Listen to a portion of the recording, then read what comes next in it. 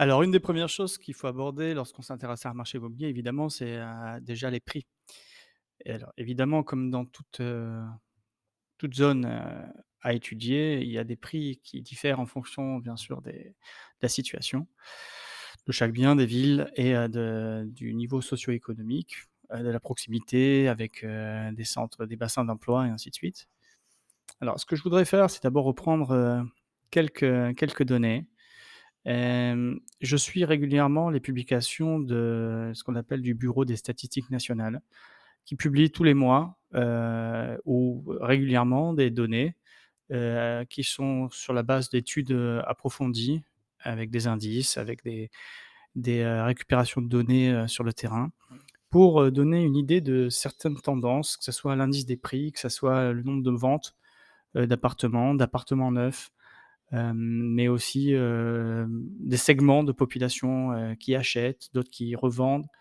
En tout cas, c'est très intéressant de suivre ces publications. Et la dernière publication, une des dernières, on va dire, que j'ai suivie, c'est celle qui est parue donc le 15 octobre dernier, concernant le prix de l'immobilier dans son ensemble. Alors, il se réfère à la période de septembre 2022, puisqu'il est il est décalé de quelques jours, voire à peu près un mois. Et on va dire qu'en septembre, après une chute progressive et continue sur les 12 derniers mois du nombre de transactions, sur le terrain que je peux observer, avec d'autres professionnels, d'autres agents immobiliers, mais tout simplement d'après les chiffres qui sont publiés. On s'attendait en septembre à voir déjà un ralentissement, de l'augmentation des prix, de l'inflation de l'immobilier. Et cela aussi couplé avec le fait que la banque centrale israélienne, la banque d'Israël a monté ses taux à 6 reprises consécutives dans les 8 derniers mois pour les relever à chaque fois et essayer d'enrayer l'inflation. Alors pour septembre 2022, aux surprises encore une fois, on observe une augmentation donc en moyenne de 1,1 par rapport au mois précédent. Ce qui signifie que certes, le mois précédent, l'augmentation était de 1,9 mensuel et donc en août et en septembre, on est tombé à 1,1. C'est assez étonnant parce que la politique contre l'inflation grâce au taux et la chute du nombre de transactions montrait que finalement les vendeurs allaient être un peu plus sous pression et que vendant plus difficilement et moins couramment et moins fréquemment, les prix devaient normalement s'aligner, on va dire, à la baisse ou arrêter d'augmenter. Donc on l'a pas observé. La plupart des analystes, se disent que ce sera pour le mois prochain, c'est-à-dire, pour les chiffres publiés dans à peu près moins de 15 jours maintenant. C'est très probable.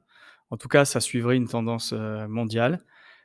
Mais le marché israélien a souvent des particularités du fait alors je ne veux pas rentrer maintenant, j'allais le faire, mais je ne veux pas rentrer immédiatement dans les raisons profondes, mais c'est un marché, extrêmement particulier. Il y a des investissements étrangers, il y a une démographie locale, il y a des zones particulières où il y a une très forte, croissance, démographique, des types de populations avec des ultra-orthodoxes et des arabes, une ville où la vie est à l'occidental très, très chère comme Tel Aviv. Enfin, en tout cas, il y a beaucoup d'éléments. J'imagine que dans d'autres pays, il y a d'autres éléments, mais ici, en tout cas, il y a des éléments qui soutiennent l'économie, immobilière depuis maintenant, plus de, 15 ans. Alors, il y a eu des périodes de baisse, mais globalement, c'est vraiment on va dire une progression très, très importante. Hem Donc voilà, en septembre, on observait toujours une augmentation. On attend de voir pour le mois d'octobre ce qui va être publié donc le 15 décembre et puis on publiera cela aussi, sur le podcast, L'immobilier, en Israël. Alors, si je reviens maintenant sur, les 4 pièces, pour le deuxième trimestre 2022, ainsi que le troisième trimestre, dans certaines villes particulières. Tel Aviv et Jérusalem semblent d'abord montrer des signes de refroidissement, en tout cas pour les 4 pièces. Voici quelques exemples que j'ai tirés donc d'un tableau publié par le journal Globes, publié en hébreu. Alors, Tel Aviv, le prix d'un 4 pièces en moyenne et la variation du prix entre le deuxième et le troisième trimestre. Je reprends donc Tel Aviv, le prix moyen d'un appartement à Tel Aviv de 4 pièces est de 4 300 000 shekels et la variation du prix entre le deuxième et le troisième trimestre, moins 10. Pour Ramat Gan, le 4 pièces moyen coûte environ 3 100 000 shekels et on observe une augmentation de 5,2 entre le deuxième et le troisième trimestre 2022. Rishon LeZion, 4 pièces, 2,2 millions et une baisse de 3. Petar Tikva, un 4 pièces, 2,4 millions et une augmentation de 4,70. Netanya, 2,2 millions pour un 4 pièces et une baisse de 0,70. Jérusalem, 2,8 millions de shekels avec une baisse de 5 entre le deuxième et le troisième trimestre. Haïfa, un 4 pièces vaut 1,6 million en moyenne, une augmentation de 4,50. Beersheva, un 4 pièces vaut en moyenne 1,2 million et on observe une baisse de 0,50%. Holon, enfin, 2,1 millions de shekels pour un 4 pièces et on observe une augmentation de 0,30%. Alors, qu'est-ce que ça veut dire tout ça? Bon, déjà, ça veut dire effectivement qu'il y a vraiment des disparités assez importantes, hein, de Beersheva 1,2 million à 4,3 millions pour Tel Aviv. Et puis, forcément, pour connaître un petit peu le marché de Tel Aviv, 4 pièces à 4,3 millions, c'est très rare de le trouver dans des endroits, dans des quartiers recherchés, dans le centre, dans des immeubles même anciens. Dès que c'est 4 pièces et plus de, on va dire, 80-90 mètres carrés, on va dépasser les 5 millions de shekels facilement. Et puis les 4 pièces de luxe, de plus de 110-120 mètres carrés avec terrasse, parking, dans un immeuble récent, dans une petite rue mignonne, on va atteindre facilement entre 7,5 et 9,5 millions de shekels. Ça, c'est pour Tel Aviv. Voilà, donc ça, c'était un premier point sur l'évolution des prix donc entre le deuxième et le troisième trimestre et puis sur les publications de septembre 2022. On attend évidemment d'autres données, d'autres chiffres pour octobre 2022 et selon beaucoup d'avis d'experts, on devrait quand même observer maintenant soit un ralentissement net de l'augmentation, soit une stagnation et peut-être même une petite correction. Ensuite, ce qui était intéressant de voir dans les dernières publications du Bureau des statistiques, du 15 novembre 2022, c'est, si vous voulez, le nombre de transactions. Le nombre de transactions qui a chuté de nouveau pour le mois de septembre 2022 par rapport à août, de 3,8%. Alors, c'est assez intéressant parce que là, on est sur pratiquement 12 mois de baisse du nombre de transactions tous les mois. On vend de moins en moins d'appartements neufs. Alors, excusez-moi, j'ai oublié de préciser, il s'agit d'appartements neufs, donc des appartements dans des projets, parfois à 1 an, 2 ans, 3 ans, voire 4 ans, de la livraison. Ça dépend du projet, ça dépend de l'état d'avancement, ça dépend de l'obtention du permis ou pas encore. Alors, il y a plein de données à prendre en considération, c'est pas évident parce qu'il y a des transactions qui sont pas forcément notées parce qu'elles sont encore sous forme de réservation, on dira, avant permis ou dans des phases nettement préalables au début de la commercialisation. Mais en gros, ce qui est publié par le Bureau national des statistiques, c'est qu'on a observé encore en septembre 2022 par rapport à août une baisse de 3,8%. Alors juste pour avoir les chiffres en valeur absolue, on a vendu en septembre 2 700 appartements neufs. Et si on compare maintenant le trimestre juillet-septembre, juillet, août-septembre 2022 au trimestre d'avril-juin, juillet 2022, donc juillet-septembre et avril-juin, on les compare. Alors là, on observe sur 2 trimestres consécutifs une baisse de 21%. Donc à peu près 1 appartement sur 5 n'a pas été vendu si on le compare au rythme au rythme de vente d'appartements neufs d'avril 2022, enfin préalable à avril, on dira mars. Alors, Est-ce qu'on voit une stabilisation maintenant? Oui.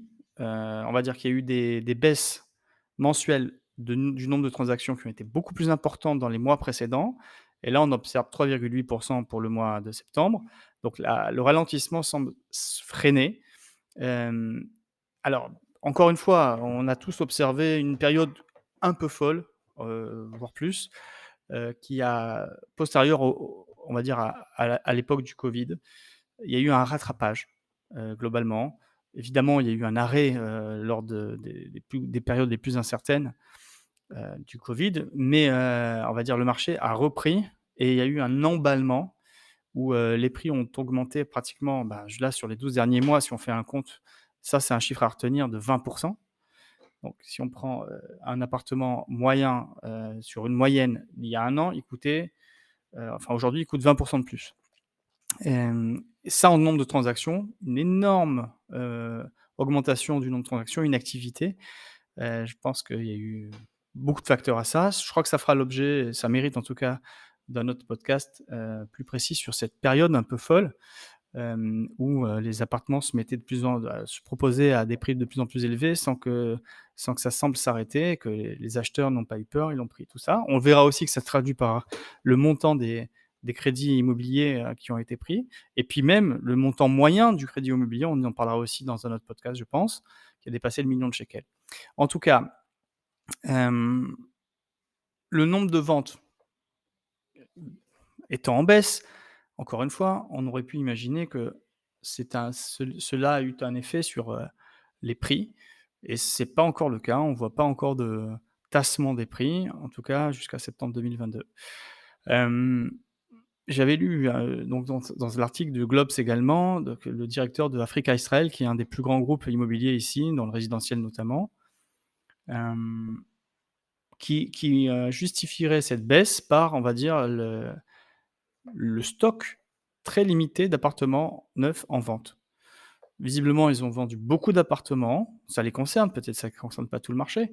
En tout cas pour ce gros acteur du marché, cette baisse du nombre de ventes, bah, c'est tout simplement que les stocks ont été épuisés, enfin épuisés, en tout cas bien entamés pendant la période, très faste et très rapide et que maintenant il va falloir repartir sur, la commercialisation, la construction, des permis de construire.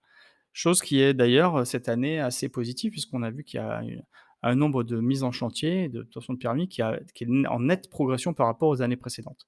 Cela aussi fera l'objet d'un podcast, peut-être, heu, consacré au rythme de construction et en tout cas au rythme de construction, comme facteur, comme levier sur le prix de l'immobilier. Beaucoup d'analystes considèrent que le marché est haussier à ce point-là à cause du manque d'appartements en vente et que c'est justement sur ce levier qu'il faut jouer en donnant des permis de manière plus rapide, en simplifiant la bureaucratie et en donnant des terrains à construire aux promoteurs, en quantité pour que, ben, forcément avec, la concurrence et le choix pour les acquéreurs, les prix, pourraient, être amenés à baisser. Ce qui est quand même depuis longtemps, on va dire un objectif, avoué, un objectif politique des différents gouvernements et ministres en charge. Voilà ce qu'on pouvait dire pour, on va dire un état du marché, on va dire assez général, mais avec des données quand même précises pour les derniers trimestres et pour septembre 2022. Je dirais un petit mot du marché, on va dire, en termes pour moi domestiques. C'est un marché où les acheteurs sont devenus plus rares. Hem En revanche, pour l'instant, j'ai pas vu de vendeurs, on va dire céder à la panique, être contraint de vendre et donc de vendre à des prix qu'on n'avait pas vus depuis longtemps. Certes, les appartements qui sont publiés sur les sites, internet de immobiliers, on les voit beaucoup plus longtemps. Il y a des prix qui sont corrigés à la baisse, mais encore une fois, il ne s'agit pas forcément des prix de vente, il s'agit des prix demandés. Étant donné qu'il y a une tendance, générale à demander un prix toujours plus élevé lorsqu'on voit un voisin ou, on va dire une transaction publiée à des prix élevés, on demandera encore plus, en espérant que bon, bah, on trouvera celui qui sera prêt à le payer. Donc je pense que ça prendra un petit peu de temps aux vendeurs dans leur mentalité israélienne, de revenir à, on va dire, mettre leurs biens en vente dans des prix on va dire ambitieux mais réalistes et effectivement, je vois déjà sur ces sites que les prix, non réalistes et plus qu'ambitieux, c'est-à-dire délirants, eh bien, ils disparaissent ou alors les biens sont retirés de la vente ou alors les biens sont, on va dire, les prix sont modifiés. C'est le cas aussi des biens qui sont proposés par des agents, par des collègues. Je vois sur, pas mal de groupes d'agents, on avait peu tendance à partager les biens puisqu'il était, on va dire, plus intéressant d'essayer de les vendre seul et ça fonctionnait. Les choses devenant plus difficiles, on est plus sollicité pour faire des collaborations et ça montre aussi que, ben, pour vendre un appartement, pour vendre un bien, il faut mettre un peu plus d'efforts et je vois pas non plus beaucoup de transactions passer. D'un autre côté, je le répète, les acheteurs qui pensent pouvoir faire des coups de fusil et des affaires et ben, ça va pas être, forcément le cas, en tout cas pas pour l'instant parce que je vois pas de vendeurs qui dérogent tellement à la règle. Il doit y avoir, je ne suis pas au courant de tout évidemment, mais c'est pas une tendance. Les offres que j'ai pu avoir récemment n'ont pas été acceptées et puis c'est tout et puis le vendeur attendra et ça fera aussi, encore une fois, puisque c'est un des premiers épisodes du podcast «L'immobilier en Israël», je touche à beaucoup de points qu'il faudra, par la suite développer, notamment le fait que les vendeurs, structurellement, sont assez résistants aux fluctuations du marché, sont très aptes à monter leurs prix et ils sont pas très aptes à, transiger et à baisser dans tous les cas. Au pire, ils ne vendent pas et puis, ça repartira. C'est en tout cas beaucoup de personnes, l'ont observé dans le passé et ils sont donc, l'immobilier s'arrête, mais ça repart donc en réalité, ils se sentent pas obligés de céder tout de suite à un prix, inférieur. Bien sûr, il faut exclure plusieurs types de vendeurs, notamment les vendeurs qui ont déjà acheté et qui doivent financer leur nouvelle acquisition. Ils ont sûrement avancé des fonds, ils ont peut-être un crédit relais, mais à terme, il faudra quand même vendre, ça prendra un petit peu de temps et s'ils se trouvent en difficulté au bout d'un an, 2 ans où le crédit le relais leur coûte trop cher, ben, on verra ce que ça donne. Hem Et puis, il y a aussi les vendeurs qui ont déjà fait une très belle plus-value, ils veulent se repositionner. Vu la période qui s'ouvre, il est possible qu'il y ait des opportunités. En tout cas, de ne pas acheter plus cher que le marché, c'est déjà pas mal et donc peut-être que certains veulent redevenir plus liquides, vendre des biens qui ont déjà eu des belles performances pour se repositionner en parlant des investisseurs. Voilà pour, le point du marché de l'immobilier en Israël et voilà. À bientôt pour l'immobilier.